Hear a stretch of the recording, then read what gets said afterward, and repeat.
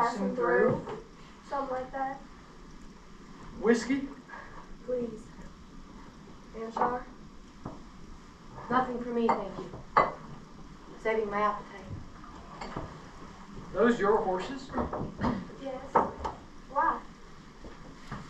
Just looking pretty dusty. That's all. You know, up north, where the highlands get a little higher, there's this strange sort of red silt everywhere. Your horses, where did you say you came from? Is there an issue? Hardly. Hardly. Just, we don't get a whole lot of visitors up here. We're a fair piece off the beaten path. You see? Sure. We were up north for a time, searching for a man. How far north? Well, for a while we were out near the coast, in Delaware.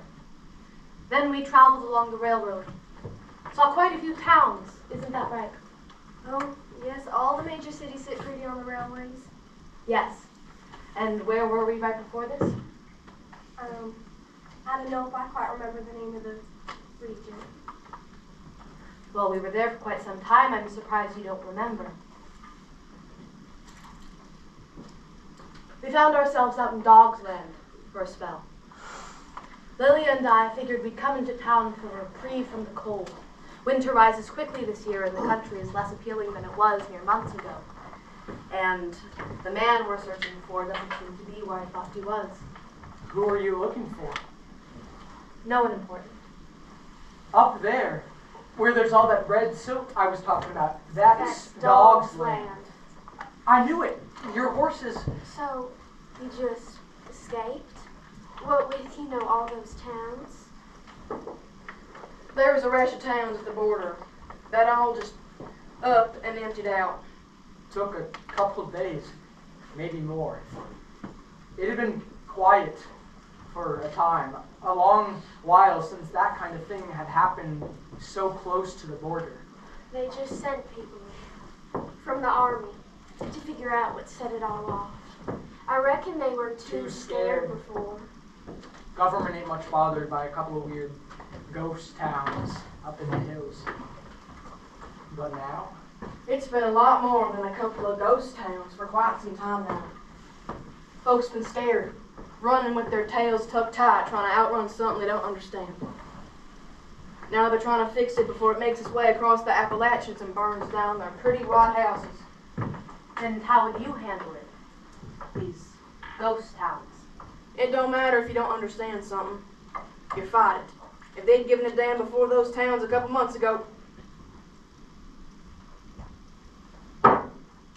No. It's not my business anymore. My business is certainly none of yours. So did you guys live out in one of those towns? Did you see what happened? No, we've just been traveling through. Like I said, looking for someone. We got word he wasn't there anymore, so we left, more than fled. We did stop in a couple of border towns along the way, though. There was nothing out of the ordinary. You all seem a bit uneasy about what lies, must be 20 miles north of you? Why would that be? Well, they eat people out in Dog's Land, don't they? Ah, of course. They don't. A terribly misattributed crime, I must admit. And what exactly does that mean? Well, it certainly isn't cannibals. I can tell you that. How long were you out there? Well, how long have the rumors been going around that they eat people? Don't really know. 4? 5 years, maybe? Then that's about how long we were out there.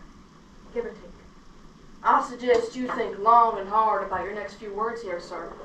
Is there something you're accusing me of? Sir? Well, if there's some you're Didn't you spend some time out in Dog's Land? Before. It had the reputation it has now. Before it even had a name. Back when it was just the North. And I spent a little time in a lot of places when I was younger. How do you know that? You have the look of a traveler.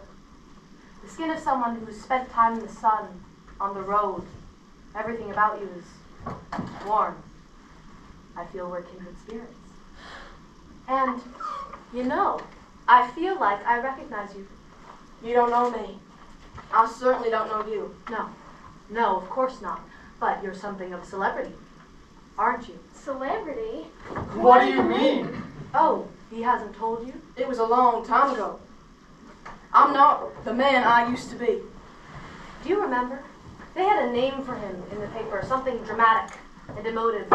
One word, easy to remember. Nocturne. You were. My idol. When I was young, I heard tales about him, about you. I always hoped he'd come here and I could meet him and hear about his adventures. All across America, where you combed out crime like the dust from a horse's mane. Like slop from the bottom of the barrel. Like a true American hero. That's not me anymore. I figured I wouldn't be bothered if nobody knew. And usually people don't recognize me without the mask. Who are you? Well, how would you describe me? This is my guide, Lilia. Before Dogsland, I was in Europe, and before Europe, well, a little time in a lot of places, as you said. I came here and found the terrain hostile, unforgiving. Figured I should find someone who knew the country a little better if I was to find who I was searching for. Describe you. He's a traveler, perhaps a Collector? of sorts. And what do I collect? Tell him. Well, he sucks the souls right out of people. He gets their life stories and takes them for his own. You have your hand on your gun. I didn't even know they had tales about Nocturne clear across the pond. So, you're like a journalist of some sort? Were you up north to report on it? Chasing stories and such? Trying to figure out what's really happening out there? We all know what's going on. We don't need a foreigner to come in here and try and explain our own land to us. It's a godless place. No man in his right mind would travel out there, even if he aims to get answers. And it would seem he arrived before the people started disappearing. Perhaps at the same time of the first disappearances. Why would a journalist go to investigate something that hadn't even begun yet? In fact, it took months to hit the papers, and longer still to find its way across international waters. What did you find when you were out there? I know you said he arrived before, or even as the disappearances started. But you know more than us. You said that the cannibals, They aren't real? No, they aren't.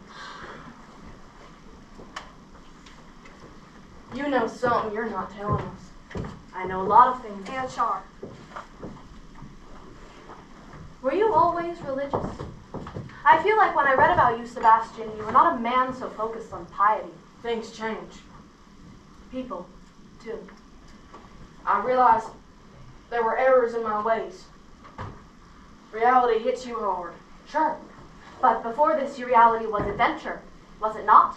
You were a gunslinger. You rode on your horse following bounties and bandits who take the money and ride into the distance, onto the next town, the next reward. How did you know that? Like I said, you made international papers. They wrote serials about you for several years, though I'm sure a measure of their stories were embellished with a heavy hand. But then, out of nowhere it seemed, you disappeared from the papers. Many said you settled down. I missed hearing of your adventures. Well, it's been a long time since I was a gunslinger. Did you ever miss it? All the money and the fame? Sometimes, I guess, God showed me a better path, though. Less violence, less indulgence, quieter, simpler, more deserving of renown than a vigilante. Oh, I disagree. Someone like you, so full of spirit and this unconquerable lust for everything life has to offer, it's unique. Much unlike the people up in Dogsland. Excuse me? There was this one little girl, all she wanted was a porcelain doll. How wretchedly boring is that? Sir! And then one man, many men, too many to count, Their real, true, only wish in life was to get to heaven. And that is a worthwhile desire. Is it? What does your heaven hold? The girls those men think about late at night? The youth you long for? Watch your mouth! Struck a nerve. Have I? Heaven does not hold anything so vapid as lost youth or pretty women. It is enlightenment. It is purity. A man's got to strive to be good, to be worthy of salvation. Heaven is the only worthwhile desire. Is that really what you believe? You question my belief but seem so unsure in your own. Who the hell do you think you are? Unsure? I don't think you understand what's happening here. Enlighten me! There is one commodity every man, woman, and child on God's green earth seems to forget about. Desires. More valuable than sex or money or food. Desires are the very engines of society. And yet you, the conundrum, you who had such intense, vigorous desires have turned to God for enlightenment. And for what? If you fought for it, your paramount desire, your youth, would return. What you want cannot be found here in this town or in your church. Like the soft, exposed underbelly of a thing gone docile, your tongue lolls while your God burns out every part of you that matters. You are incapable of performing the anything that makes you human. Greed. Do you not know greed? Lust? Pride?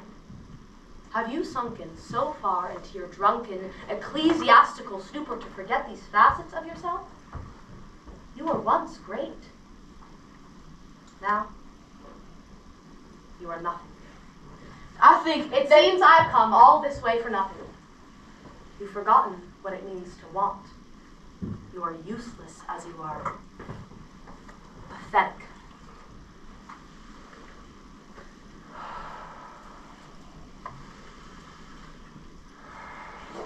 The preacher says that's all a sin.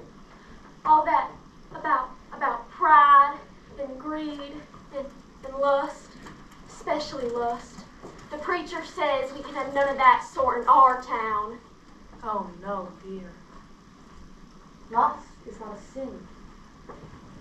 To want is not a sin. This could never be true. What is a man without his wants, his needs? It is so heartbreaking to watch humans fall into this limitation. I am old, older than you can imagine. I watched the first civilizations rise from the mud of some long-forgotten riverbank, and I watched them return to the earth in far less ceremonious ways. So long ago, when you carved out the ground to build your first temple, you realized the earth was one eternal mother, and you learned to live with her. You swam in her waters, and she whispered to you the meaning of hedonism, the definition of the human. This was before all this ponderous nonsense, before churches and the Bible and your intangible God. This was before you were convinced that if you cleanse yourself of your humanity, you would turn your intangible God into something real. You think you are divine because you do not want. You think yourself pure. Do you feel fulfilled? Do you feel angelic? Or do you feel empty? God doesn't ask purity from us. God asks us to trust in Him and His plan and to ask for forgiveness when we do wrong. He promises to save us from ourselves. I am fulfilled, but I would never be so bold to think myself angelic. You say folks are defined by greed and lust over all else, but that ain't the man I am, not who I desire to be.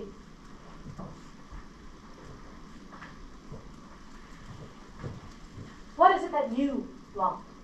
I want to be loved. Real, true love. Where you're the only one for them. Where loving you comes as natural as breathing. Like they can't help but loving you, no matter what. Do you see? This is good. This is a good want. You expect your answer to anger me, but I'm not your preacher. I'm not your God. I love you because of your wants, not in spite of them. What about you, barkeep? What do you want? A bigger bar. More money, more patrons. Prettier women.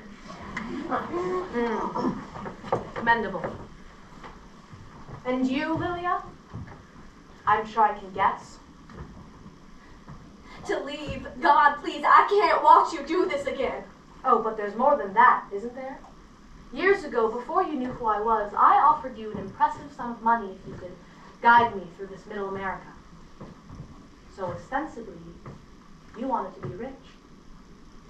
Say it. Please, no.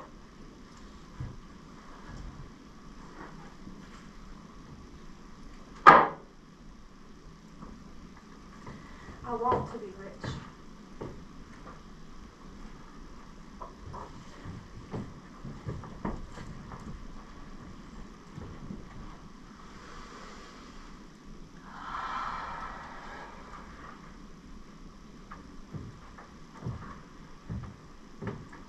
You've been wonderful, dear, but I fear you've outlived your usefulness.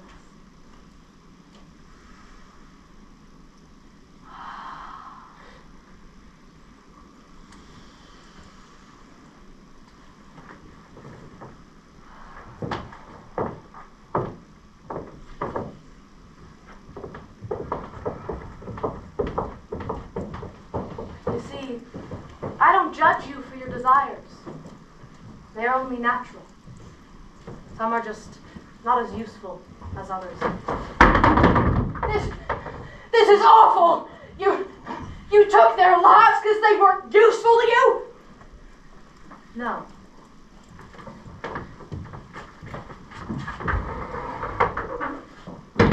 No. Sit down.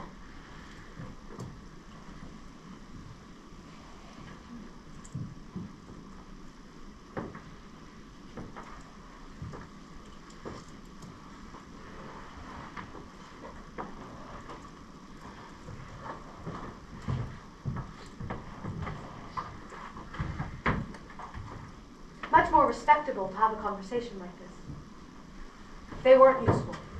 Not really. You are.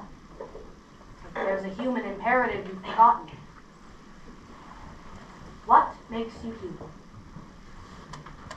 My desires.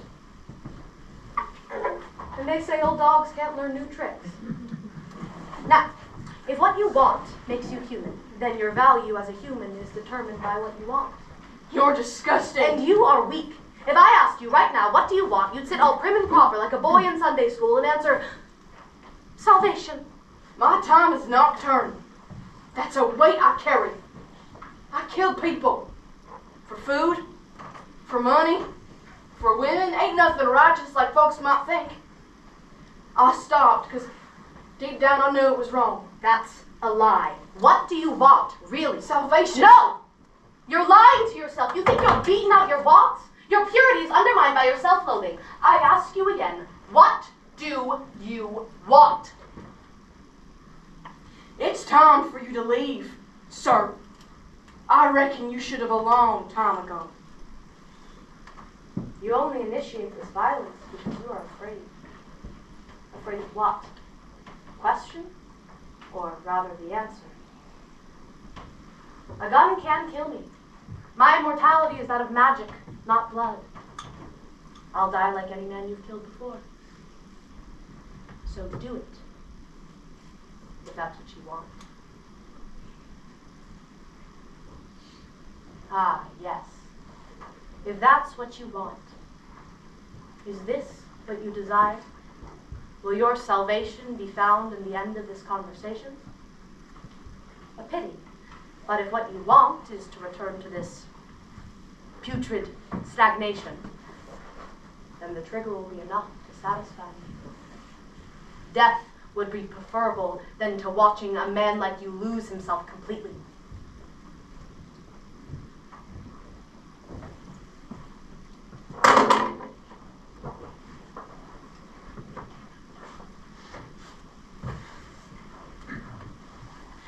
I want to be whole again. Yes.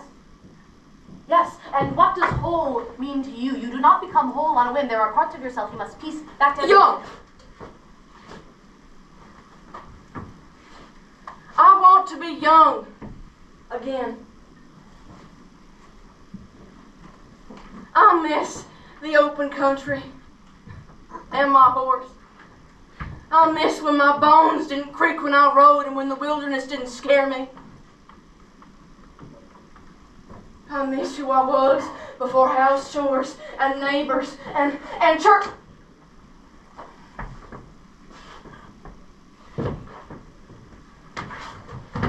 How are you doing this? It doesn't matter. You are what matters. This realization you ought to be young. Is there not freedom in this realization? Do all of your cells not sing in unison when you admit this truth about yourself? Does your soul not ignite in its fervor?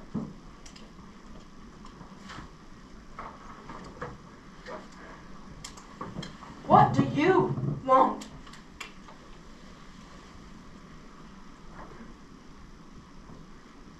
No one's asked me that in a long time. I want to stay alive. Forever and ever and ever.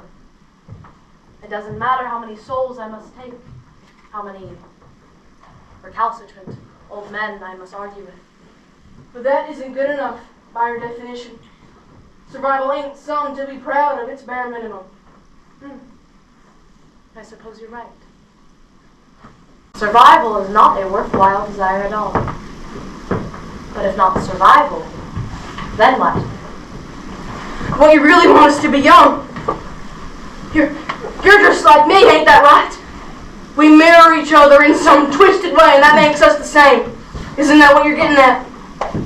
Youth. I did want that for a time, but it's been satisfying. Look at me. Am I not youth embodied? No. I want power. And what does that mean to you? When one is immortal, time loses meaning. Relationships become an impossibility. Who would want a lover who looks the same age as when they were met? But with power, you do not ask them to stay, you tell them. Power is absolute. Power is complete. But I will never have the power I desire. You will never be young again. Desires like these, those incapable of being fulfilled, are worthwhile. Men like you with all your pain and anger want so much more intensely because you've lost more than most will ever have in their lives to begin with. Most don't reach the heights you have, for they don't know how hard the fall is. Everyone laments their youth. Do you know what it means to truly lose it? But I don't lament my Don't need to maintain this pretense. I am the one who watches you, not your God. You can tell me the truth. You've pulled your gun on me once, yet you haven't pulled the trigger. You decided this conversation was worth your while. Either you shoot me and end it, or you accept your truth.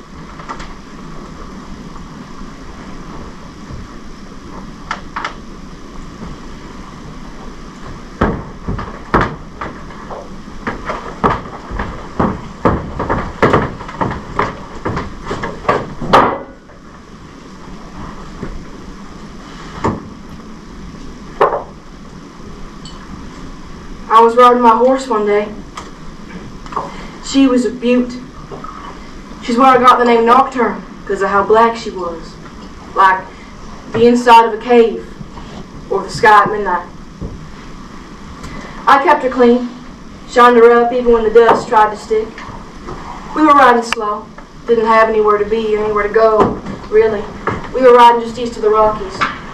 It cools down a bit when you go farther west. The trees get a bit taller, the ground a bit softer. The wind picked up. Something chilly and sharp blew my hair right across my face. That's when I saw it. A gray strand. A few gray strands, way more than one. I got too old.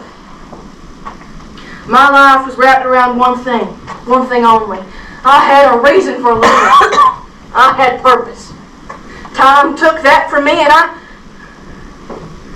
I looked to God to fill the gaps.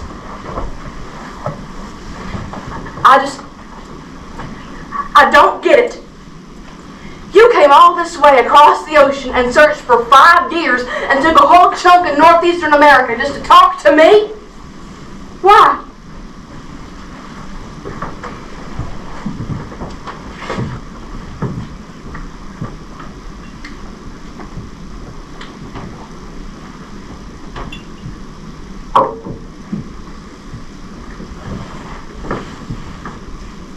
Imagine, since you've been on the road, you've been eating these stale loaves of bread, thin and hard and barely edible, and you finally happened upon a steak. Now, maybe you've been searching for this prime cut for a long time, and after years, 5 years of being one step behind, you stumble into a tavern, and you see it sitting at a table, looking all morose. And the stale bread was appreciated. Sure, it was necessary to survive. But this steak, delicious, unforgettable. But you realize it's uncooked. The priest has kept it from the fire. God has kept him from his caustic humanity. So now, you must lead the steak to the fire to show it what it could truly be. And finally, after all this searching and waiting and talking, I may enjoy a full meal.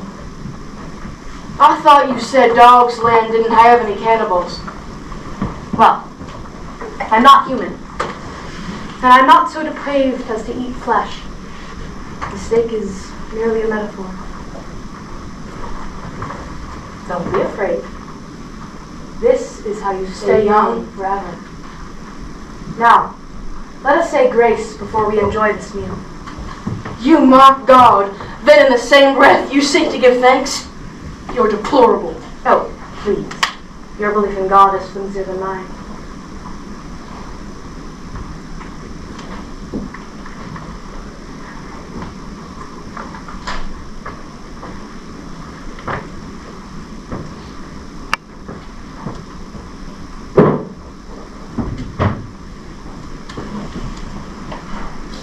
Thank you, Holy Father. We thank you for this food. We thank you for this opportunity. We thank you for a journey completed across oceans and over mountains. Time well spent.